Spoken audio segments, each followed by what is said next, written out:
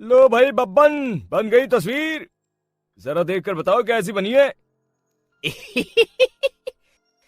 अरे भाई मोहन, मेरी सलाह मानो तो तुम रहने ही दो। एक पेंटर बनना तुम्हारे बस की बात नहीं है। हाँ, तुमने सही कहा।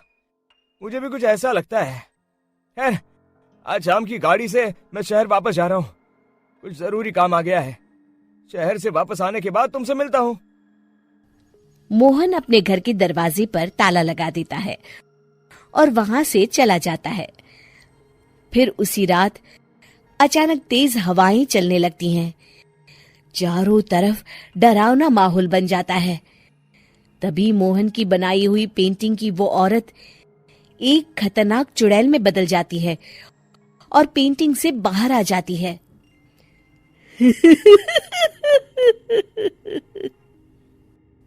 चुड़ैल घर के बाहर चली जाती है।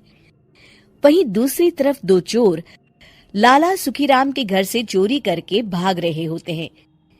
दोनों भागते भागते गांव के चौराहे के पास पहुंच जाते हैं। तभी अचानक वो चुड़ैल उन दोनों के सामने आ जाती है।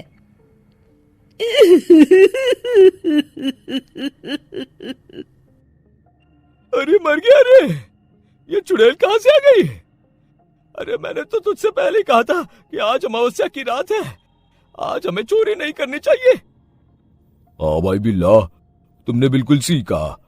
जरा इसके दांत तो देखो, कितने बड़े हैं। चुड़ैल उन दोनों की तरफ बढ़ती है। अरे चुड़ैल दीदी, तुम चाहो तो ये सारे पैसे और जेवर ले लो, लेकिन हम दोनों को कुछ मत करना।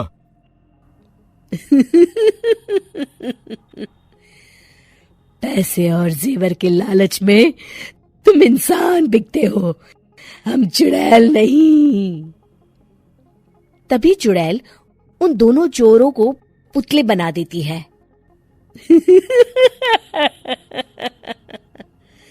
मैं किसी को नहीं छोड़ूंगी। अब कोई मुझसे नहीं बच सकता।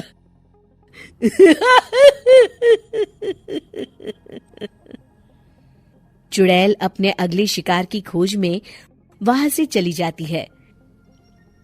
गांव की दूसरी ओर जाने पर चुड़ैल को हरिया, बिरजू और बब्बन दिखाई देते हैं। आज संडे है, आज कपिल शर्मा शो देखने का दिन है। जोर से बोलो। आज संडे है। मैंने नहीं सुना। आज संडे है, आज कपिल शर्मा देखने का दिन है। हाँ, ये हुई ना बात।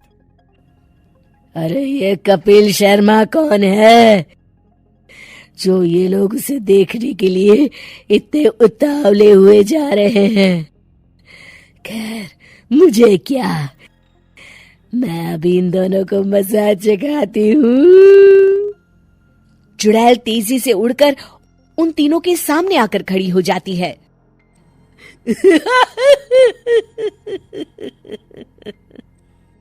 कपिल शर्मा शो बाद में देखना, पहले मुझे देख लो। बब्बन चुड़ैल को देखते ही पहचान जाता है। अरे ये तो तस्वीर वाली औरत के जैसी दिख रही है।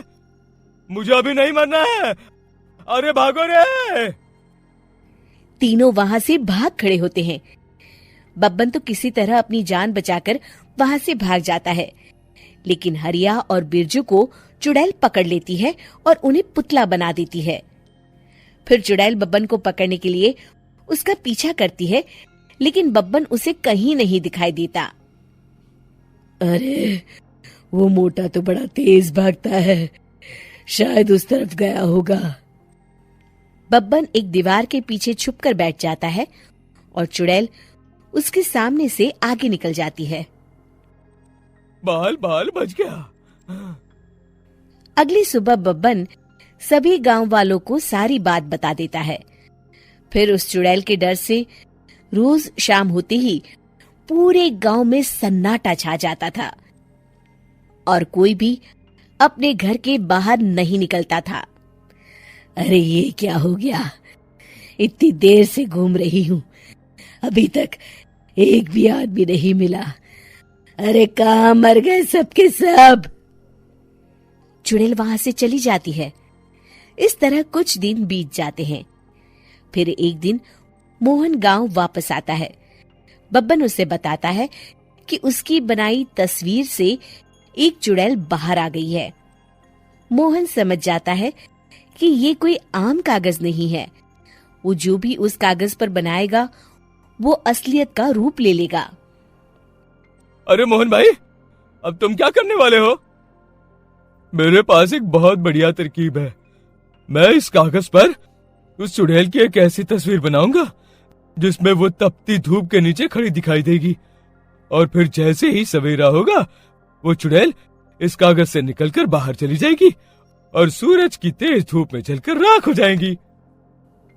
मोहन बिल्कुल वैसे ही तस्वीर बना देता है और जैसे ही सवेरा होता है वो चुड़ैल कागज से निकलकर बाहर धूप में चली जाती है और सूरज की गर्मी बर्दाश्त नहीं कर पाती और जलकर राख हो जाती है।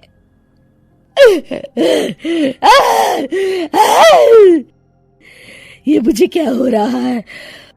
मैं सूरज की रोशनी बर्दाश्त नहीं कर सकती।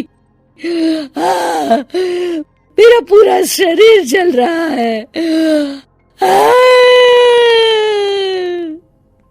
और इस तरह चुड़ैल के जलते ही पुतले बने सभी लोग पहले की तरह इंसान बन जाते हैं।